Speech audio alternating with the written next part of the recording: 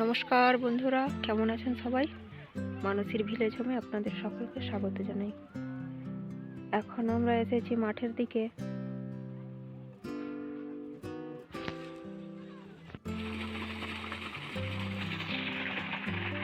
দেখুন বন্ধুরা, এখানে শ্যালো চলছে। এখানে নদী নেই, সেই জন্য শ্যালোতে করে আলু জমিতে জল দেওয়া হচ্ছে।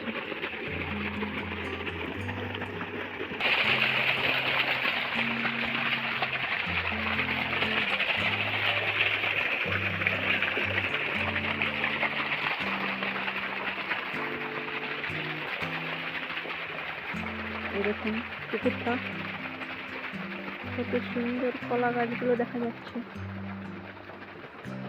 ওটা অনেক বড়, জলটা বিশেষ নেই, গভীর বেশি নেই।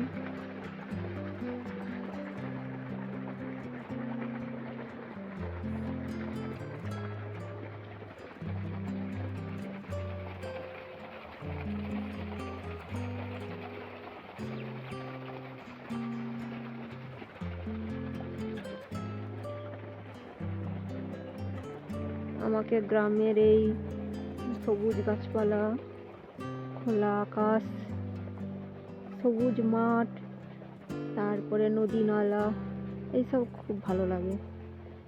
শহরে আমার এক মুহূর্ত ভালো লাগে না। কোনো কারণে যদি শহরে কোনো কাজের সূত্রে যাই, আমার যেন প্রাণ হাঁপিয়ে ওঠে।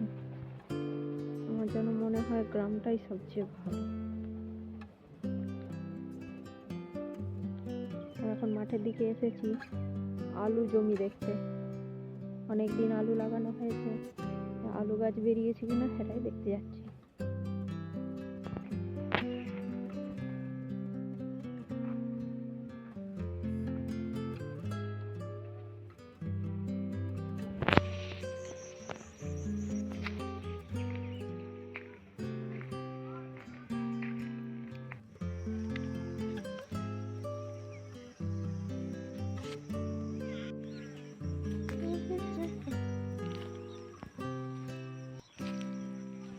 কত সুন্দর লাগছে জমিগুলো।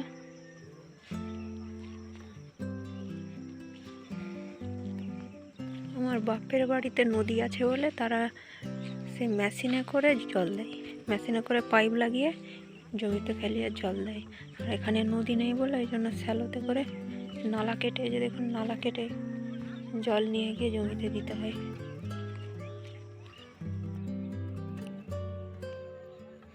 এখানের মাটিগুলো কত সাদা, এগুলো কি মাটি জানি না।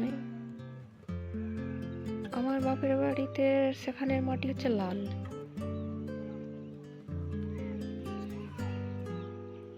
দেখুন সূর্যটা কত সুন্দর লাগছে, দূরে তাল গাছগুলো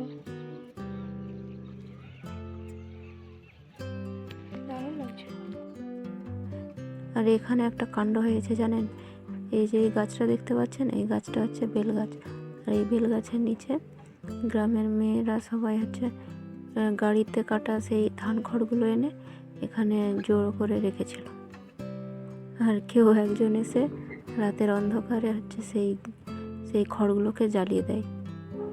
অনেক খড় ছিল, সেই কারণে যে এখানে অনেক খড় ছিল, পুয়াল খড়ে যেরকম প্রচুর পরিমাণে ছিল, আর সেইগুলোই জ্বালিয়ে দিয়েছিল। আর সেই আগুনে ও গাছটার অর্ধেক একদম পুড়ে গেছে। কলা কেটে জল নিয়ে এসছে, জল নিয়ে সেখানে আলু জমি পাওয়ানো হচ্ছে।